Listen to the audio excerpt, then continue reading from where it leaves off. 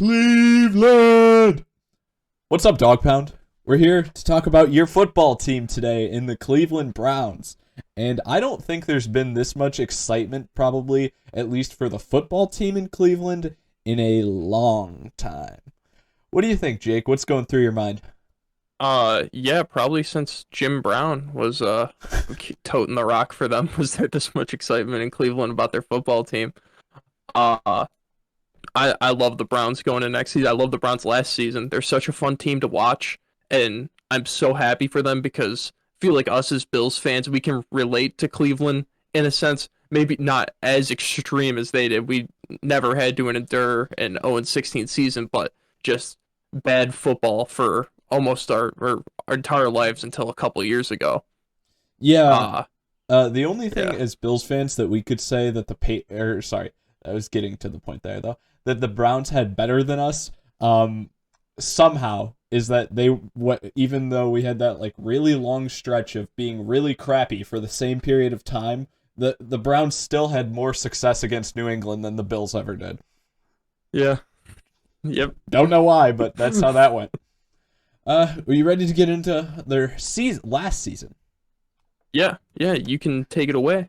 All right. First thing, I mean, I just really like them pulling up Austin Hooper last year. I thought that was a really good addition to the team and probably really underrated. I mean, his stats weren't insane, but you got to look at just like all sorts of the weapons they have on that offense, and then even at the tight end position alone.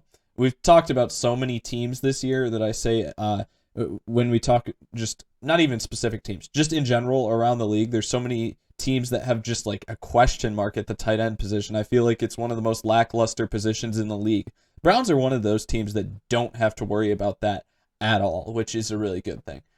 Great job working the play action against Indianapolis specifically. That's the first game I checked out, and really all season they kept doing that really well. I love watching Baker play. He's an emotional type guy, and it's just fun to see him get absolutely hyped out of his mind. Especially because he's just a unique guy. It feels like it has been forever since I watched Odell play any significant amount. Even that Cowboys game last year that I caught a decent amount of, just felt like it was. It feels like it's been forever since that game happened, and I can't really like believe that he even has played that recently. It just feels like he's been hurt so much recently that it would be great to see him play a full season. The secondary played really well, even though there's not a ton of huge names on it last year. That's nice. This was an ugly second half from two playoff teams in terms of Indianapolis playing against Cleveland. The second half of that game was not very good. I'm not sure if you got the pleasure of checking it out, but basically both teams played like crap. Ronnie Harrison is also all over the field. I can't believe the Jags gave him up last year. I remember doing my Jags video for my personal YouTube channel before we started this. This is much better, by the way. But I remember just like falling all over Ronnie Harrison and being like, this guy's amazing. And then a few weeks later, they trade him to Cleveland, and I'm like, huh? Why did you do that? Right? It didn't make any sense. It was like, okay, the Jaguars are one of the least exciting teams in the league, and they traded like one of four guys who I said, oh yeah, this guy could be good, right? And that didn't make any sense to me. And then he comes to Cleveland, and even though I'm not watching the Browns on a week-to-week basis, now that we go back and look through their games again, at least a decent amount of them, he's still on the field making tons of plays. It's a great addition for them. It is amazing to me how good this team is all around. I mean, like the O-line may be the best unit on the team, and it's not. It's funny because it's mostly positions that we're not going to talk about a lot, and we still have plenty of other positions to praise on this team. I mean, and that's just shown by even like when D'Ernest Johnston gets in the game, and the run game is still just completely fine. Mm-hmm. And then before the season starts last season, still not even guys like Ronnie Harrison that they get for steals. But I mean, they feel the need to go out and pick up like a solid fullback because they're just like, oh yeah, we have the luxury of being able to like look into the fullback position because it may not be a position that a lot of teams are looking at because they have other holes, but we don't have a ton of holes, and a fullback could help us. And I mean, got to give him props for doing the right thing in that situation, I think. Nick Chubb and Kareem Hunt are still great too. I mean, I'm gonna miss talking about plenty of talented guys on this team because they just have so many good players. I've always Hmm. appreciated how Jarvis Landry plays the game compared to a lot of other guys. How he plays and just his versatility makes me like him. I mean, his ability to like run a lot of short routes, sometimes go deeper down the field. I mean, and even like take end around passes, and he puts the ball on the money when he throws some of those. It's Yeah. amazing. And the funny thing is that they've got two receivers who really have like decent passing abilities because he's the lefty that can throw the ball pretty well if he's lined up at the right receiver position and then comes back on a reverse type play or something like that. And then if you put Odell out wide to the left, he's a right-handed thrower, so he can come back on a reverse and throw it right-handed. And both of them throw the ball extremely well. It's crazy how like, and that's the versatility I was talking about before with Landry.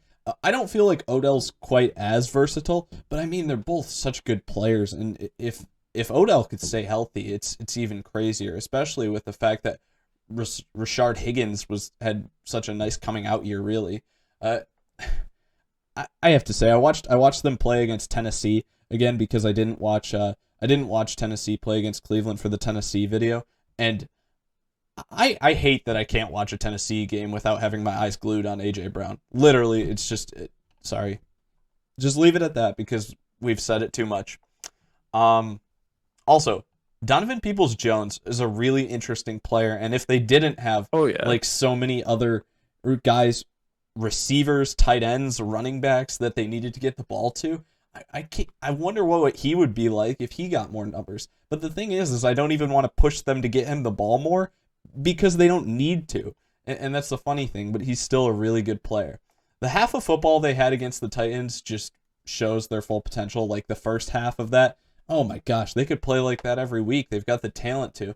But on the other hand, the second half is just it's kind of a nightmare in terms of just like coaching and what we hate to see in the NFL nowadays, where coaches get way too conservative when they have a lead. If something's working, keep doing that. Don't try to change up the game plan completely. There's some point in the game where it's like, okay, we're up 30 and there's only 8 minutes left. Now we can afford to just run the ball and literally bite 2 minutes off the clock, handing the ball off 3 times straight and letting them tackle us for a yard gain or a loss or whatever. But when it's early in the second half, keep playing football. I don't like seeing Hmm. teams get too conservative too early. Also, just one play specifically, I think Baker had like one of the best play action fakes, as in he actually handed the ball off and then he sold like he actually still had it, and it was really believable. And there were a few D linemen that even caught on it. It's just like, wow, that was a really good fake. Um, so like that, really small detail, but I mean, with a team this good, if they can get those type of things down, like they're gonna be insane. There's only like two teams that I'm really like, oh geez, they're definitely not even definitely. There's only two teams that I'm really like roster wise questioning if they're better than Cleveland, and I don't even know if they actually are. Just maybe a little more experienced. And then they let the Titans get real close. I said this at the end of the game. Didn't like that. And then last two things for the Chiefs playoff game. Higgins fumble at the end of the half. I still hate this rule because when we talked about this really early on in like one of our first 5 episodes and like rule Yeah. changes we want to see for the season, just we want to see. I would love if we had the fumble rule. If you fumble out of play, meaning through the end zone, out of bounds, anything like that, just have the ball return to the spot of the fumble, because I hate the idea of not letting like actually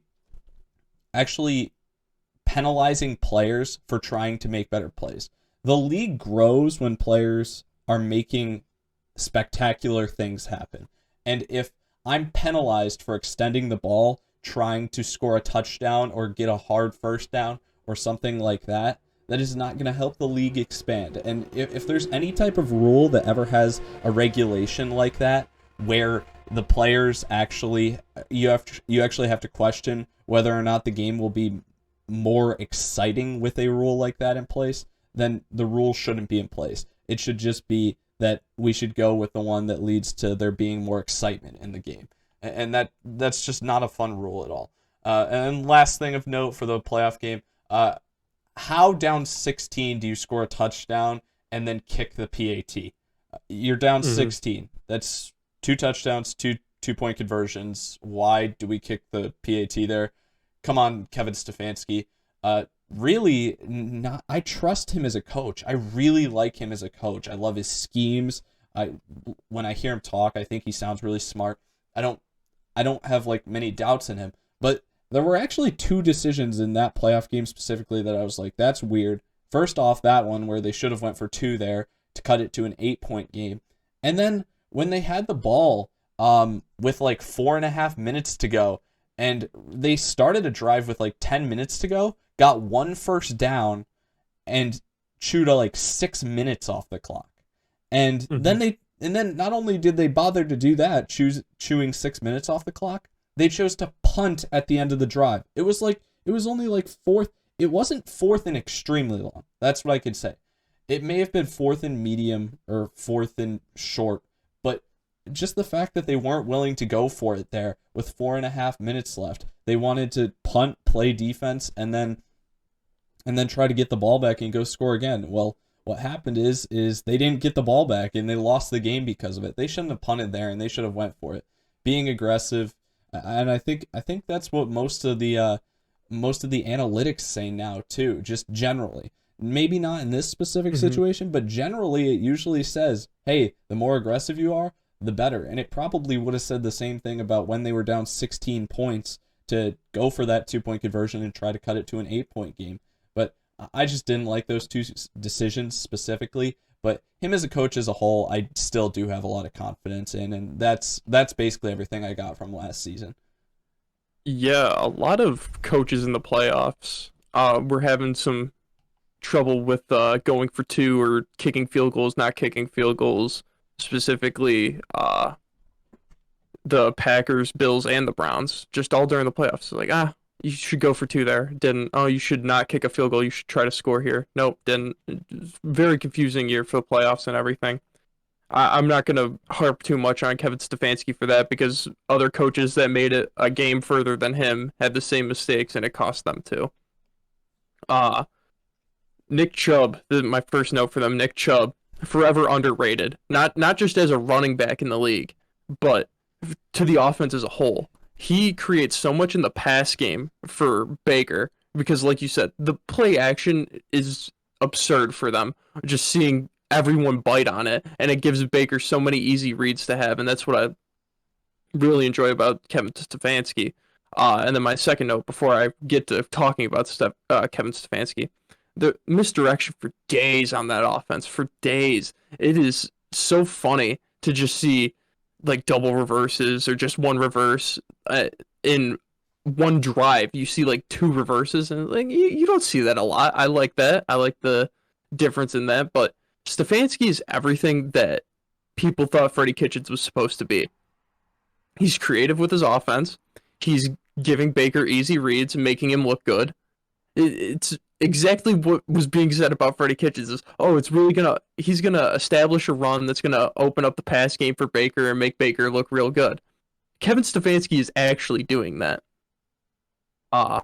They run a lot of 3 tight end sets, which is great for their run game. But also, Baker works really well in getting guys the ball in that, which you don't see many 3 tight end sets now with everyone wanting to spread the ball out. But Baker is a smooth operator in that. And with that, I mean, shout out to Harrison Bryant, rookie tight end for them, who he got buried there for a little bit. But when Njoku got hurt, he kind of balled out for them, making some hard catches and getting some points on the board for them. Their offensive line is full of maulers. I mean, like you said, with Ernest Jones, is that his name? Johnson. I mean, any running back can get what the offensive line gives them. And, I mean, with having Kareem Hunt and Nick Chubb back there, they're getting way more than what the offensive line gives them. But you can put anyone back there, and they're going to get 3-4 yards a carry because of that offensive line just pushing forward and creating holes for them. Yeah. Having Odell helped Baker a ton during the season. Losing him was really tough. At least at the start. I mean, that Cowboys game, just the amount of times that Odell touched the ball, it was like a wow play every time, or he'd make a tough catch or a sideline catch, or if it was an errant throw by Baker that was way out of nowhere, he could go up and get it. Just having him helped him a lot, and having a number one receiver for anyone or any quarterback. I mean, look at Josh Allen and Stephon Diggs. It it helps a quarterback a ton having that guy. And not saying that Landry isn't that guy, but if you have two of them especially, it's gonna help a ton. Myles Garrett gets everyone's sacks. He kind of has an Aaron Donald effect for that defensive line. Of he's going to get everyone paid because he is just drawing so much attention towards himself. The secondary at the start of the season, I know that you said they were mediocre to good, but at the start of the season they looked terrible. And as the season went through, they started to get better. But it's just so many plays just given up, so many wide open touchdown passes just given up. And at the end of the season, they started to get together. Denzel Ward really shined towards the end of the season. But at the start of the season, even towards the end, their linebackers were some of the best I've seen so far going through this in pass coverage. And even in the playoff game against the Steelers, I mean, their linebackers coming up with picks. It's awesome to see their secondary be extended to their linebackers too. And my last note for them is for the amount of misdirection that the offense runs, their defense got burnt a lot when other teams ran the same stuff against them. It was just funny for me to see like Tennessee run something away from where Derrick Henry is, or Dallas did it a couple times too, and they got touchdowns off of it. Even Baltimore did it. It's like, how are you guys not picking up on this? Like, you guys run the exact same stuff in your offense. You see it every day in practice. Oh, sorry, I got one more note here too. I love that Jarvis had a roughing the passer called on him in that Tennessee game because he threw it to Baker, and Kevin Byard just lit him up. And then he was like, "What do you mean? He's not a quarterback. He's not a quarter. I can hit him as hard as I want." It's like, no, he's throwing the ball, so you can't just cream him after he throws it. That's funny. I didn't see that now, but I remember seeing that during the season, and that was funny. Um, you know, what's funny? I just want to go back to Nick Chubb for a second because I feel like I didn't talk about him enough. I mean, I honestly kind of hate the fact that Kareem Hunt like steals as many carries from him as he does because I just think he's such an amazing player. But I think another interesting thing here is kind of like I really think this. I think Nick Chubb is like the closest thing to Marshawn Lynch like we've had in like really since him in his prime. I don't think there's anyone really close. Derrick Henry is interesting in being like a powerful runner, and he has a strong stiff arm. If like a guy's still far out from him, he can stiff arm him pretty well, and that type of thing. But also, it just feels like Derrick Henry's a lot of like guys trying to like wrap him low, and like just being like he's too big to like even like wrap around him, right? Whereas it feels like you watch Nick Chubb play. These guys will square Nick Chubb up, hit him like in his like upper chest or something, and it just bounce off. And it doesn't necessarily feel as much like that's how Derrick Henry plays, even though Derrick Henry's a massive human and like guys are slipping off of him. It's not like just that Nick Chubb ability where he's like two like things pounding into each other and one just like staying up while the other just dies. I love that part of Nick Chubb's game. Then here we go for stats. And I'll say about the coverage thing early in the season. I'll say I only watched one game before the midseason mark, so most of my games were second half really. Yeah, it's really prominent in that Raiders game that they lost. It's like, oh, woof, woof. There's some bad secondary play in that game. Yeah, like I said, that entire second half of that game I thought was hideous. Baker, 3,500 yards, and on 62.8 completion percentage, 26 touchdowns and 8 interceptions. The funny thing about him losing Odell, though, is statistically he got better later in the season. So I don't really have an argument like either way. Like, do I think he's better with Odell or without him? I mean, I would rather have Odell on the field. I'll say that. Obviously. Over 1,000 yards on offense for Chubb and Hunt, and they both got 10+ touchdowns. I mean, they're both solid in their own right. That's what I'll say. Jarvis had 840 yards on 72 catches. Rashard Higgins had 599 yards on 37 catches. All three of the tight ends all had 200 plus yards and two plus touchdowns. Just shows how much interchangeability they have there. It's interesting. Those aren't crazy numbers, but just when you're talking about tight ends aren't usually getting crazy numbers or anything like that, and they still managed to use all these guys a fair amount. And then I just said I'm just going to praise the O-line again here because there's no stats I have on them, but I mean if you want to say that this is a stat, I mean PFF raved about them all year about how good they were, and whenever you watch them, you could see how dominant they were just by watching games they played in. And they were the best O-line last season according to Pro Football Focus, and I really don't think that there's much of any reason to think that that'll change a ton next season, or at least that they'll drop significantly. I'd almost guarantee that they'll be in the top 5 again. Return. I will say, if there's one area that this team was bad in, the return game was kind of trash. It was just not very impressive. Cody Parkey was fine. Gillen was fine too. Nothing crazy. B.J. Goodson, M.J. Stewart, and Denzel Ward each had 2 interceptions. Denzel Ward had 18 passes defended. That's a really nice mark. Terrence Mitchell had 13 passes defended. Myles Garrett, 4 forced fumbles. Terrence Mitchell, 3 forced fumbles, 12 sacks for Myles Garrett. 91 tackles for B.J. Goodson led the team. And behind him, just in terms of tackles, just a really nice balance of guys. Like a ton of guys got to like the 60 tackles mark. It's nice to see teams. It's nice to see a team playing some team defense instead of just like 1 or 2 guys just absolutely making the tackle on every single play. And then in terms of tackles for loss, Vernon had 12 and Myles Garrett had 10.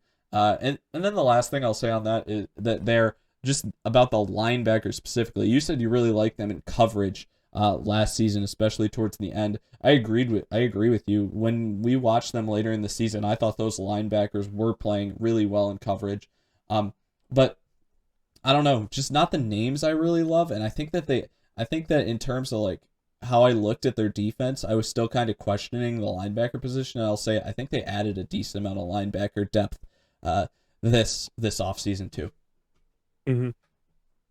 Yeah, you got pretty much everything I had for stats. I mean, yeah, the main thing that I harp on, because you cover everything, is just the return game was pretty bad.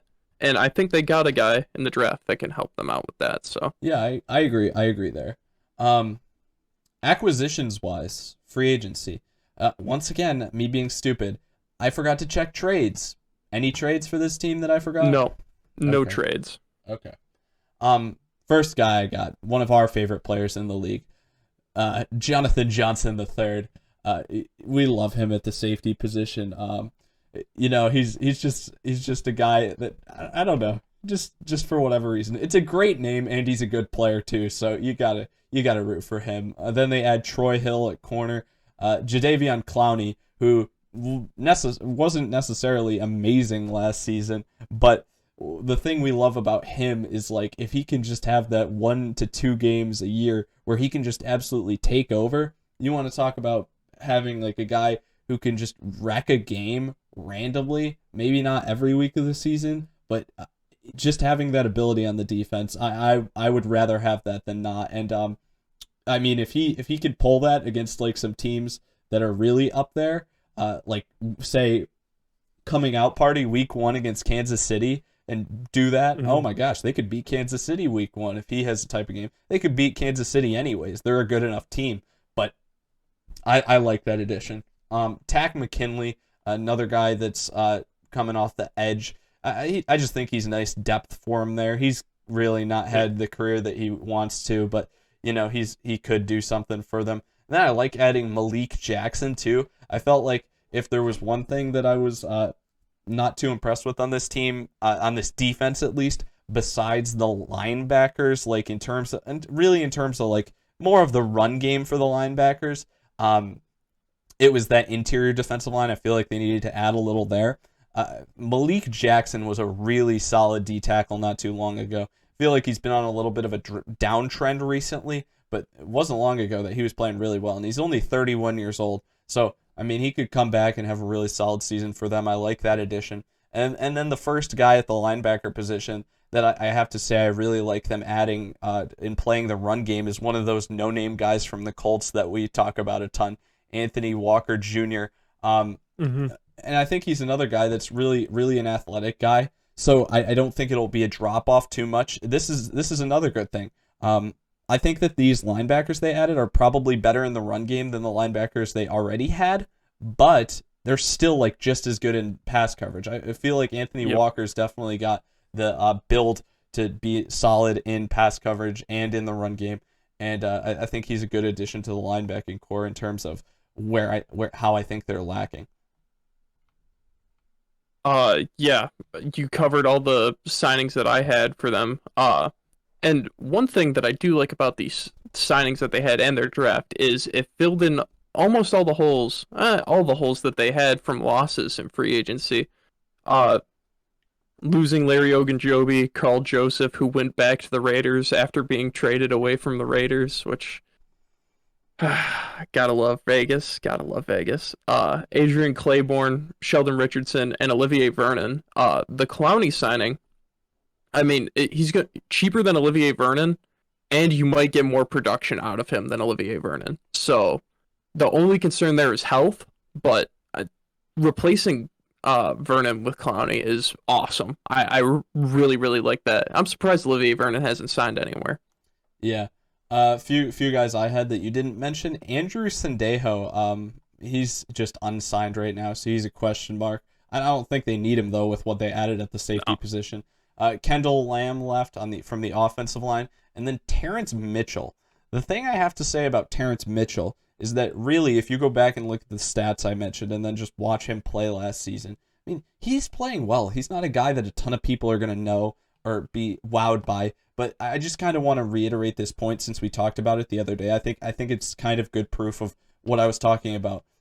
I don't think Houston's going to be a good team, but he went to Houston, and what I talked about the other day is the fact that Houston really was grabbing up a lot of good value this offseason. Not Hmm. not necessarily. I'm not saying that they're going to be a very good team, but I really don't. I really the more and more I look at Houston, the more I'm like, I don't think that there's any way that this is going to be the worst team in the league, even though I think a lot of people are really low on them. I think there's like three other teams that I would pick ahead of them being the worst team in the league. I just think that what Houston did actually is pretty okay for kind of how much of a miserable their situation they're in. Yeah, yeah. For their draft now, I really, really enjoyed their draft. Probably top two for me in terms of the everyone's draft. Patriots are up there too. Can't really decide which one's one and which one's two here, but just I mean, when you get the best player in the draft in the second round, I mean, it's really tough not to like it. Yeah, you could start off with Greg Newsome first though. I'll let you go. All right. Greg Newsome the second. I liked him going into this draft. I had him in my top 10. He's very physical, hard hitter, helps out in the run game a lot, which you wouldn't expect much from a outside corner, but he does.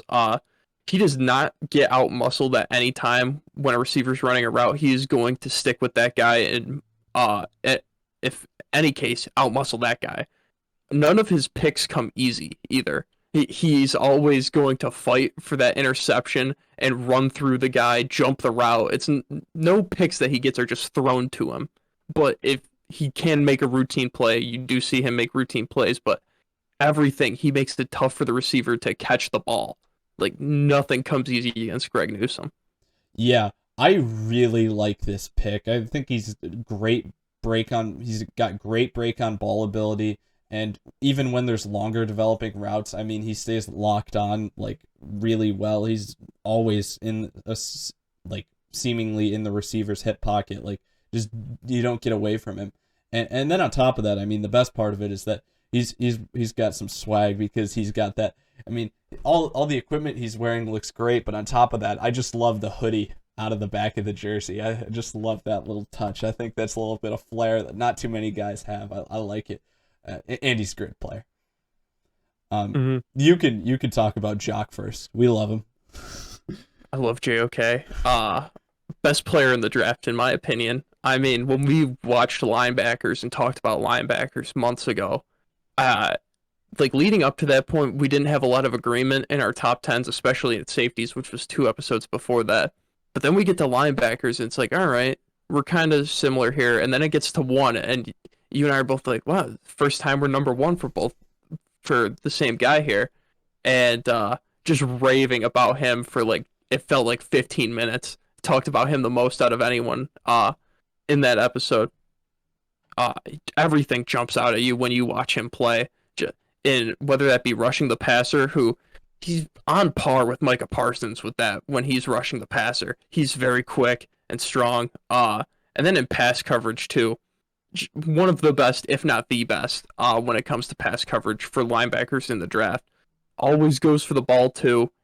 Never makes anything easy for the receiver. Can cover anyone too. You can have him on a slot receiver, a running back, or a tight end. He's going to stick with that guy. Just not enough positive stuff you could say about him. The one thing though is that health concern that made him fall this far. If it weren't for that, he should have been the first linebacker off the board. Dude, I'm sorry. He's still he was my favorite linebacker. We had no doubt in agreeing that he was the favorite linebacker, but he was my favorite player in this draft. I still think I try to think of like other guys I really like. He's still my favorite player in this draft. I mean, he's a hit stick machine. He absolutely lays guys out. He strips the ball when he can. He's amazing in coverage.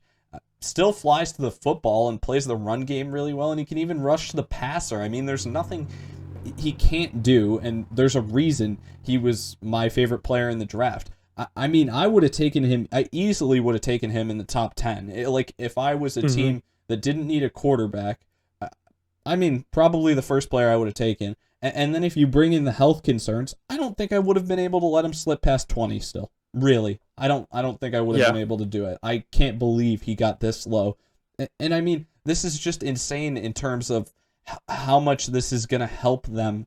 Like, the Browns, specifically, just already being such a good roster, in my opinion. And they just get a steal like this at a position, really a position, to me, that was a position of need. Because, like I said, I want them to get better against the run at the linebacker position. I definitely think with all the depth that they added there, and this isn't even the last guy. I already talked about Anthony Walker too, but this isn't even the last guy that they added at the linebacker position that I do think could help. But I mean, just having all those options at the linebacker position is going to help them out a ton. Yeah, he was one of the biggest, like, having my jaw on the floor during the draft. Like, when it got towards the tail end of it and the Bills were on there, I'm like, oh, we can get him. We can get him. And then they didn't. And then the first round ended and he still wasn't gone. And then the second round came and he still wasn't gone for a while there. And then the Browns finally traded up. I just had a feeling when the Browns traded, I'm like, he isn't gonna make it to the Bills pick here, is he? And then he got nabbed. And then the health stuff came up. But even with that, I'm like, he fell out of the first round because of that? No. That doesn't make any sense. It doesn't make any sense. Yeah, no. In the third round, they get their obligatory wide receiver pick here. But it's a guy that brings an aspect to their offense that they didn't really have last season of just a pure speed receiver. And something that's really funny about Anthony Schwartz is he's a speed receiver, but he's in 5'9". He's actually 6 foot. He's got some height to him. He's not just the short guy that everyone's like, oh yeah, he's really good because he can run routes and he's quick and he's also short. Doesn't fit that mold, but he could take the top off of a defense, use him a lot. He's very versatile, and just seeing the amount of misdirection plays that they had him, I'm like, oh, it was meant to be for him to go to Cleveland. They used him everywhere. And then my last note was just like, can Bo Nix throw him some better balls? Because there were some plays where like he's got an easy touchdown here, and Bo Nix is throwing it right at his feet, and he's like just catching it off the blades of the grass. I'm like, come on, Bo. If he just had some better passes, I think he could have probably been in contention for being one of the higher tier receivers in this draft if he just had a better quarterback throwing in some balls. Yeah, I don't feel the same, to be honest. I don't. I mean, this is the third round. This is like relatively close to where Diami went, and I just like I feel like Diami's it's kind of like they're going for the same type of player, like near that, and I don't even think they're close in talent wise. I mean, he's a decent speed receiver, especially for his height. Like you said, he's taller than the other guys, but Auburn just really liked getting him the ball quickly and make plays that way. I didn't see a ton that I was like, oh, that's not like somebody else couldn't do that or anything like that. So the pick is pretty much just to me.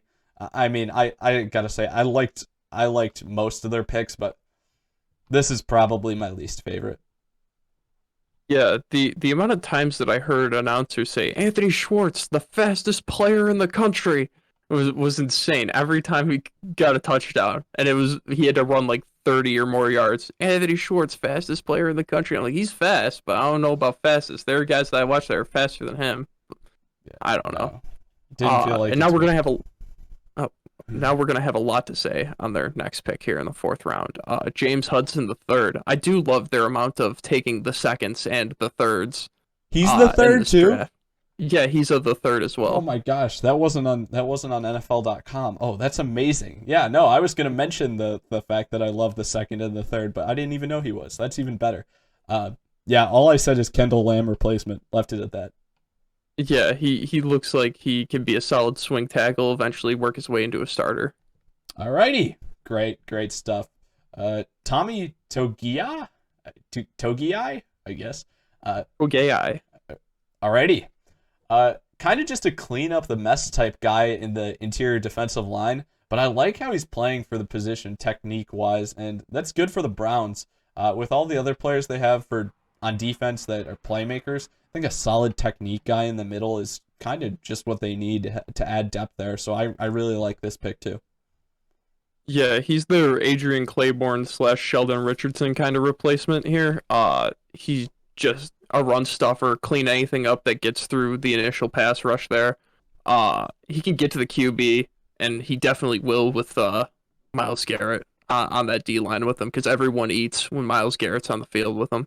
But that's not really a speciality. He is cleaning up the mess. That's what he's good at. It's not really gonna get back there and be a double digit sack guy, but you're not expecting him to be. So Yeah, not expecting Aaron Donald out of this D tackle, but that's okay. Uh, yeah. Tony Fields the second. This is probably my second least favorite other picks, but even then, I'm not gonna knock it too badly. Unlike the other one, I would say the other one I'm knocking pretty badly. This is just my second least favorite. Physically looks like a modern linebacker. Interesting. I think bulking up would help him. Otherwise, they could kind of think of him as like a linebacker slash nickel designation, but there wasn't much in terms of what I saw him do in coverage, and especially with the fact this is with the next pick in mind, I definitely think that he should, even though most of the guys on this team are like slimmer, more modern looking linebackers, which I like usually. I just feel like he plays too small at the linebacker position, and I feel like he's a guy that needs to put on like weight to keep playing the linebacker position. That's the only thing that I feel is like the knock with him. But besides that, I like adding depth to the linebacker position. Yeah, just watching him, I mean, he has a lot of plays that jump out at you, but you look at his size and it's like you're kind of in between three different kinds of positions that you could be playing here because your size is just so weird. Like you could be a linebacker, but you're not really that big enough. You could be an edge rusher, but you don't have enough weight on you. You Or could be height, really. yeah, or height. You could be a safety, but you're a little too heavy to do that. So it's kind of like I mean, if I trust anyone to figure it out, it would be the Browns because they find a way to get these athletic guys into positions and have them produce. If he went to Arizona, I'd just be hoping and praying that he actually sees the field. But I have faith that Cleveland can find him a spot. I mean, I did like what I saw. His interceptions, though, it looks like he's a D tackle that just like flipped the ball up in the air and came down with it on all of his picks because he bats them all in the air before he catches them. I thought it was hilarious. I never saw a single one of them where he just straight up caught it. He had to hit it up in the air first. Uh, yeah, he was used everywhere for them, and he's probably going to be used everywhere for Cleveland. If they can find a size for him to really do that. Yeah, because Richard LeCount III, the more I rewatch him, the more I love him. He's my number 5 safety, but honestly, that may have been too low. Like, there's nothing he can't do, and I would have him, John Johnson III, and Ronnie Harrison on the field all at the same time, like as much as humanly possible.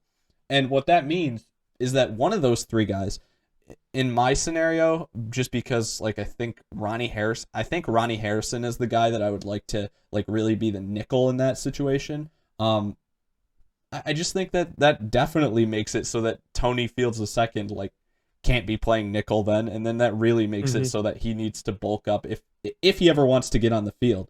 But now they've got a lot of linebacker depth, so it's good whether they need to stay base like 4-3 or go nickel package, whatever. I think their nickels package is going to be great. I mean, I'm just thinking about who's going to be on the field. Like I said, John Johnson III, Ronnie Harrison, Richard LeCount III, if he's playing. Maybe because he's a rookie and he's a late pick, they won't put him on the field. But I mean, he's insane. I would want him on the field. And then you got Jeremiah Owusu-Koramoah, like maybe BJ Goodson is the other linebacker. It's just figuring out who they think the other guy is that's going to be awesome at the linebacker position. And then you got Newsome and Denzel Ward out wide, Clowney and Garrett on the D line, and then whoever's working on the interior, two guys on the interior D line. That's not too much of a big deal to me, but they can figure that out. I mean, I just love how that sounds. And I feel like most people look at this team and get excited by the offense.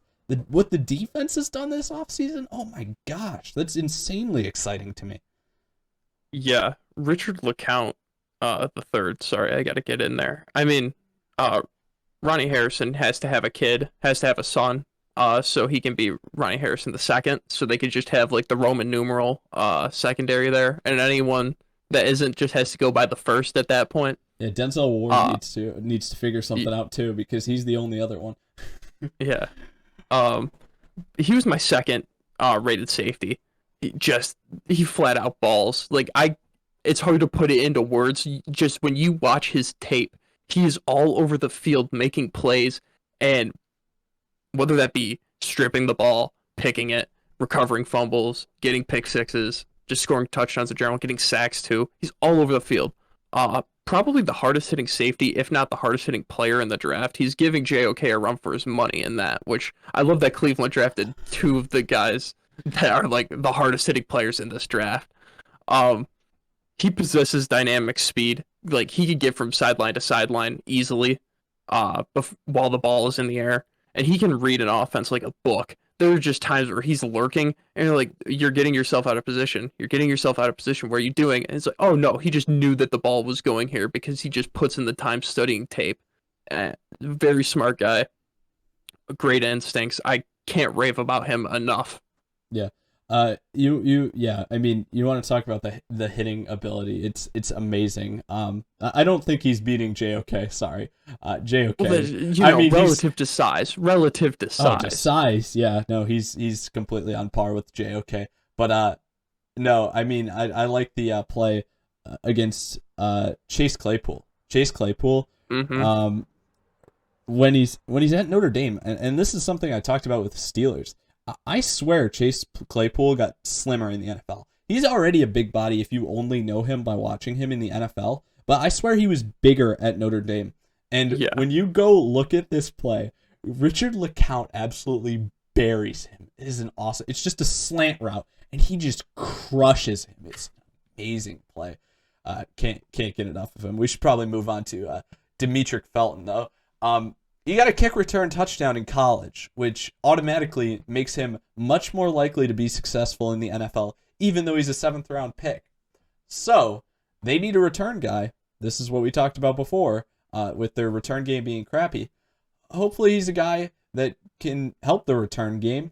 And then the other thing just about him, like actually on offense, he's kind of a guy that you want to get in the open field and just see what he can do. That's a fine 7th round pick to me. It makes sense for what they need. Well, he's a 6th round pick. So, My bad. He was their we could last just pick, start but there. yes, you're right. He was We the could just sixth round start pick. there. Yeah, I loved watching him in the Senior Bowl. He was very fun to watch. Watching him in the drills too, that you could like find on YouTube, or I was finding them on NFL.com while the Senior Bowl drills were going on. He's just cooking guys. It's like, oh, this guy's supposed to be like a second round corner or a third round corner, and he's going to go like very late in the draft. He's just cooking him. It's like, oh yeah, by the way, he doesn't even play receiver. He's going to go into the draft as a running back, and they're lining him out wide, cooking guys. It was fun to watch. Um, Very shifty, versatile. Obviously, if he switching to running back, playing a majority of his college career at receiver, uh, didn't put up great numbers in college, but I think that's just because the coaches were kind of confused about what to do with him. And if he's going into Cleveland where the coaches have a plan of you're going to be a running back for us, then he's going to find a way to put up numbers at that point. Uh and don't like doing comparisons that much for draft picks, but very Curtis Samuel-esque of like he's going to be a wide receiver that is lining up in the backfield, but he's actually going to be listed as running back and not just moving a wide receiver back there. What you looked at, I don't know where you looked to see him. What did it say about his position? It said that I looked at Browns.com. It's had him listed as running back. Okay. Yeah, probably right then. And then you want to know, I didn't mention this earlier, but also this is something that I could have snuck in there. When I was talking about the defense and the fact that I didn't mention the two interior defensive linemen, I don't know if it's going to be it's going to be some guys that are already on the team, but if it's these rookies, in Tommy Tuigai, who we already talked about being one of them, if you didn't check, their UDFAs. Oh, I checked. I knew because he signed like a second after the draft was over. Marvin Wilson, athletic freak from Florida State. I can't believe he went undrafted. I can't believe they pulled that off. I mean, if those two, I mean, they may have some other vet guy that I'm just forgetting right now that's better in the interior because, forget a lot about interior defensive linemen. I'm sorry, I just do. But I mentioned Malik Jackson earlier. But honestly, even if they sent the fourth round D tackle and Marvin Wilson out there to be the two guys on the interior, I'm still extremely excited for this defense. I love that starting 11. It is very solid. And the other thing that I just have to say here is, like, how does somebody like Tyler Shelvin, correct? How does somebody like Tyler Shelvin get picked in the fourth round by the Bengals when Marvin Wilson goes undrafted? It's just wild. It doesn't make any sense because the Bengals have the philosophy of if we just put a brick wall of a human there, he doesn't have to move. Just hope that they run straight into him.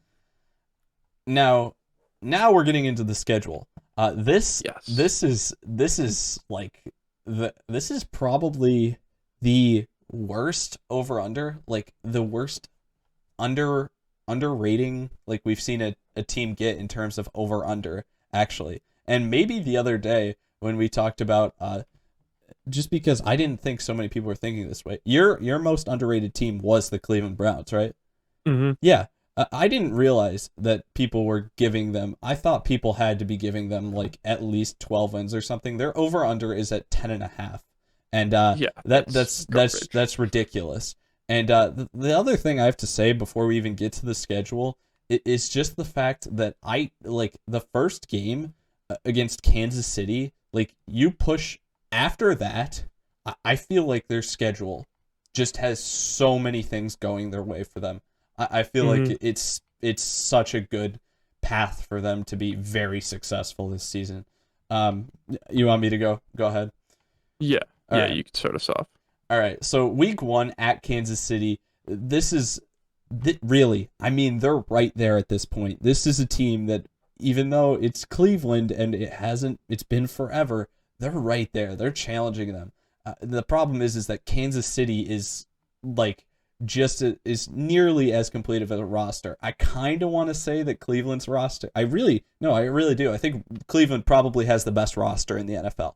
But with that being said, I think that Kansas City still has Patrick Mahomes and they're the home team in this game. So this is what I was talking about before.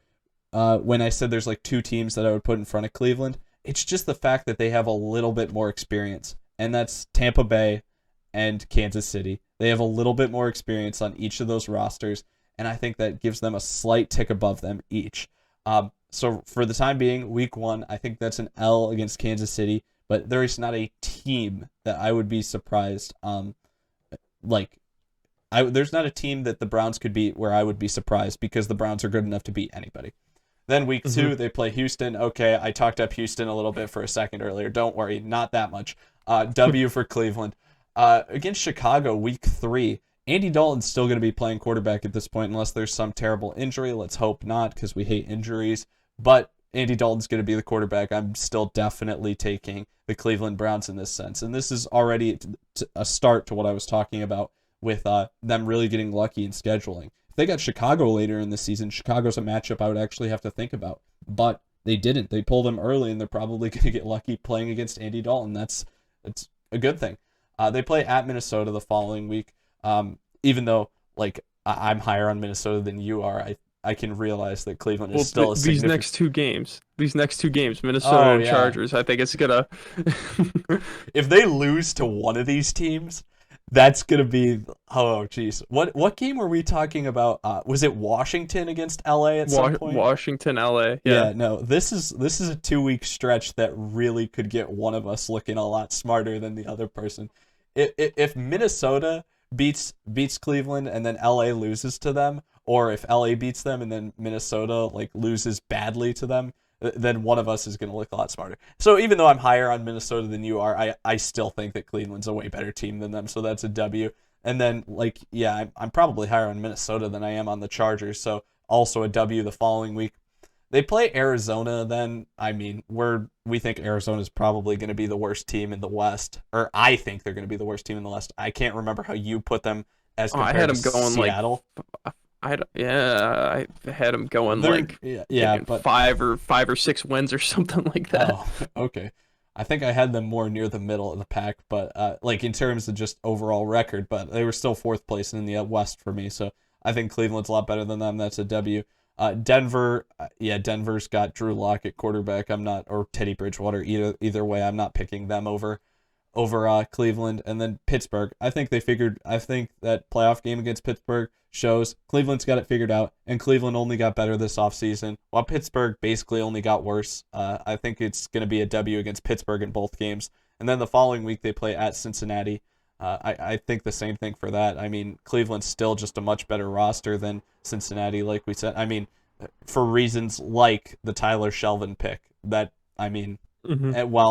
While Cleveland is going out and picking up Marvin Wilson as an undrafted free agent D-tackle, we've got the Bengals picking Tyler Shelvin in the 4th round. That is why some teams will stay good and other teams will be bad. Are you even worried one bit that Tyler Shelvin is going to make us look stupid? Is there any part of you that thinks that we're going to look stupid for saying something like that? No, it's just funny. The Bengals, there's some picks I like, but just the Joe Burrow pick looks smart for them because it was handed to them on a silver platter. You can't mess this up. He's the best player in this draft. You cannot mess this up. Mm-hmm. And then after that, especially this draft too, it's none of these picks are guaranteed for you. You should take the offensive lineman to protect your quarterback. Oh, let's bring in the wide receiver that he played with. Yeah. It's just so stupid.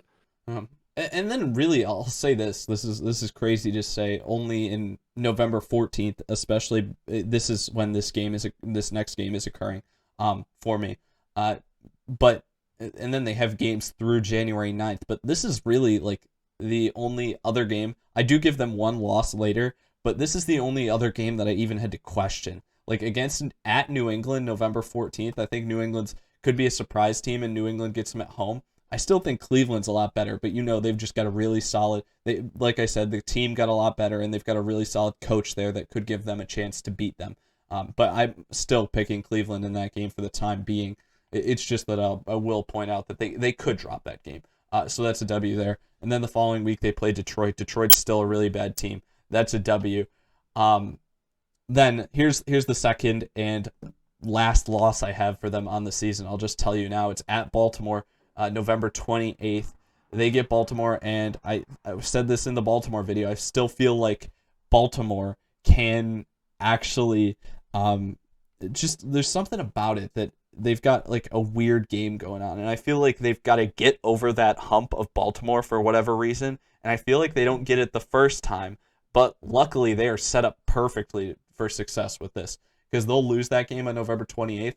Then they go into the bye and they come out of the bye playing Baltimore again, this time at home, and honestly just under less pressure because that's a Sunday night football game November 28th. This is just a 1 o'clock game December 12th after coming off a bye for them.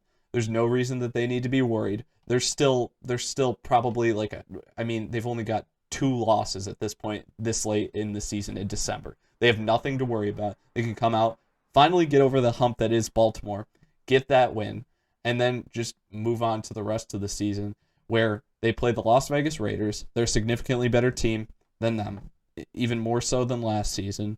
Probably have a bigger margin than last season, even though they lost that game, right? Yeah, they lost the Raiders last season. But that game kind of was a gross game to watch. I mean, just underperformed really. But still, like they're a significantly better team than the Las Vegas Raiders. They should beat them this year.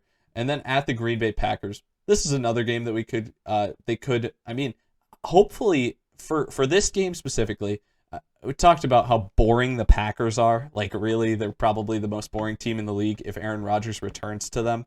But with that being said, if that's the case, we hope that Aaron Rodgers does return for them because this is a game on Christmas Day, and this is probably a really good game if Aaron Rodgers is actually playing in it. So let's hope that he is. I just think the Cleveland Browns roster is a little bit better. And the fact that Aaron Rodgers may not be there, just the fact... It's a question if Aaron Rodgers is there for me. Like, is it a win or a loss? And I'm kind of on edge. But just the fact that he may not be there, I'll lean it in Cleveland's favor now, and I'll go for a win there. And then, like I said, you know that these last 2 games are going to be a win because I said that I've only got 2 losses for them. But at Pittsburgh, same thing that I said before, already gave them that W. And then January 9th against Cincinnati. Because I have Baltimore going 13-4, they may not need to play for anything this week. But the funny thing was I was like, oh, they're not going to need to play for anything. I'm going to give them the loss. And then I was like, would I take the Browns 2s or the Bengals 1s? And I was like, I'm going to take the Browns 2 still. And so I wanted to drop them to 14-3. Maybe drop to like the 2 games I mentioned, Green Bay or New England. Those are tough away games. And then the Cincinnati game, week 18, where they're not playing for anything, maybe. But I got 15-2 right now. The team is stacked, and they only got better this offseason. And I trust the coach too. They actually draw up a lot of teams that they have to play that like people may think are really solid, but like in my opinion aren't as good as other people think. Like Pittsburgh twice, Arizona. The Chargers, and then Chicago early without Justin Fields. I mean, those type of things are all reasons that I think they've kind of got an easy path to get a lot of wins this year. Yeah, they do. And their schedule is very, very forgiving to them, like you've pointed out. But me jumping into it, week 1 at Kansas City, the team that knocked them out of the playoffs, they can set the tone this game. They can set it right here, right now. And I think they do. I think they get the win week 1 against Kansas City, shock the world. The mighty Cleveland Browns come out and beat the Super Bowl runner-ups. And then, after that, they play against Houston, which, I mean, they go from a game with these very high stakes where they could be the media talk all the following week after that, and we're like, can't wait to see what the Cleveland Browns have next. And then they play Houston. It's like, I don't want to watch that game. It's like a bunch of like 18-year-olds picking on a 12-year-old. Like, there's no fun in watching that. It's just sad. So they get 2 wins back to back. That 3. I think this would be the last week that Andy Dalton is starting. At least if I had it my way in Chicago. I'm probably not going to be that way. It might play for longer, but if Andy Dalton's a starting quarterback, I think that's a win for Cleveland, even if Justin Fields is its first start. And if you're putting him in a situation where his first start is against Cleveland, you're setting him up for failure at that point. because I think their game like the next week is against Detroit. Why wouldn't you just put them out then? But so 3 straight wins, and then at Minnesota they get another win. Kevin Stefanski against his former team, just gonna run it down their throat like he did when he was the offensive coordinator for the Vikings, and he would just do the same thing to other teams. Now I'm gonna get a little controversial here with this next game pick. All right, I think they drop one to the Chargers here. I think they drop one to the Chargers here. Brandon Staley with his defense, I think he's going to get together. You don't think he could stop the run? I think he's going to be able to. And if you could shut down that run and not bite on that play action, the Rams defense didn't. The Rams defense did not bite on play action a lot, and that's why they were very good against the 49ers, even though the 49ers didn't have a lot. The 49ers beat good teams even when they were plagued with those injuries because of that play action. The Rams did not fall for that. Rams didn't bite on it. They don't bite on play action a lot. I think Brandon Staley's going to coach that defense up well, make sure that doesn't happen. So I think Cleveland gets their first loss traveling to the other side of the country to play against the Chargers. I know that we disagree on this, but man, against Cleveland, if their run defense is that good, I will be amazed. I mean, it's more interesting. I'll say this. It's more interesting for me if I'm completely wrong about a team, right? I mean, it just is, because it's like, wow, I can't believe these guys are doing what I thought they couldn't do. But at the same time, Cleveland, like that's like, how many teams are you putting in front of Cleveland running the ball? Like Baltimore, is that it? Like that's an impressive showing, because you just said that they're going to shut down the run. That'll be wild. Yeah, and I mean, I don't want to spoil anything, but I have the same record as you for them. So I think you know where that second loss is going to come in. Then I think these next 4 games, I mean, woof. Like they got blessed with the schedule, and I mean their division as a whole. Browns fans, I mean, you can unite with me here. I think Pittsburgh's only going to win 3 games, so. And not one of those 3 is going to come against Cleveland, but home against Arizona, home against Denver, home against Pittsburgh, 3 wins right there. And then at Cincy, I just hope Joe Burrow stays healthy. That's my biggest hope for all of next season, is Joe Burrow does not get hurt. Then at New England, this can be a tough game. I mean, the last time the Browns played the Patriots was when Odell gave Brady the goat hair cleats, right? And then that meme of Baker like looking over like, what are you doing? Came about, him looking jealously at Tom Brady. I don't even remember that, to be honest. Oh, I have no recollection of what you're talking about at all. I'll have to show you the picture when we're done here. But I think they get the win there, and that's going to be a tough game too. At New England, Belichick's going to be coming for blood against every team he plays against. He does not like losing, and last season was a rough one for him. But I think they get that win in a hard-fought game, and then they could take the next week off because they're playing against Detroit. I mean, Dan Campbell might be trying to bite some kneecaps off of them, but if they can avoid that, it should be some easy cruising there through, well, it's going to be a home game too, so he doesn't have the knee-biting advantage there. Then, like you said, I completely agree with you when it comes to this. They play at Baltimore, and they need to get over the Baltimore hump in order to win this division, and in order to just like to reach their max potential. They need to beat Baltimore, and they don't do it the first time around at Baltimore, but they have 3 weeks to prep for them. 3 weeks. If they go into their bye, and they come out at home, like you said, 1 o'clock game, no pressure. That's just a total Cleveland thing, too. This could decide who wins the division. This game. And it's going to be a 1 o'clock game, and no one's really going to be watching. Well, it does. It actually does for me. Because if, what was your record prediction for Baltimore? 15-2. Yeah. Okay, well, it still does for you then, too. But even though I have them 2 games behind, right? So 13-4 and 15-2.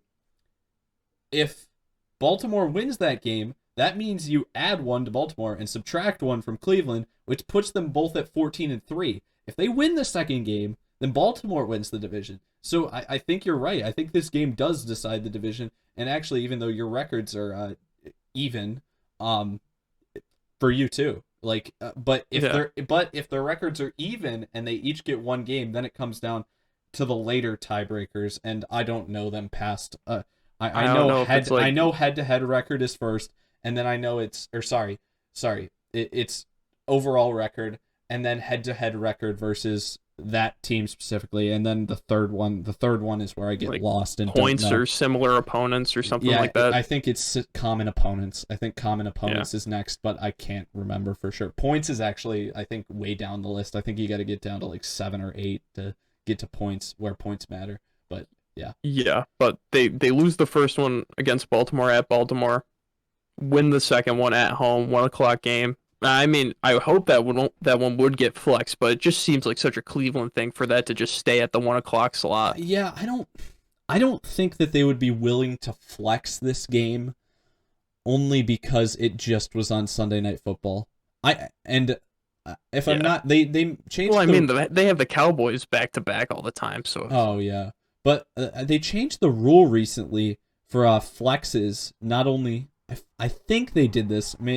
Hopefully I'm not making something up, but I think they changed the rule for flexes now, so that they can flex not only Sunday Night Football but also Monday Night Football. I think maybe not yeah, I think I Thursday, saw that. Yeah. but I think it starts in 2022. I don't think it starts this year. I think it starts in 2022. And I don't think they would throw them on Sunday Night Football again if it was just a matchup that was on Sunday Night Football 2 weeks before and they haven't played a game since then.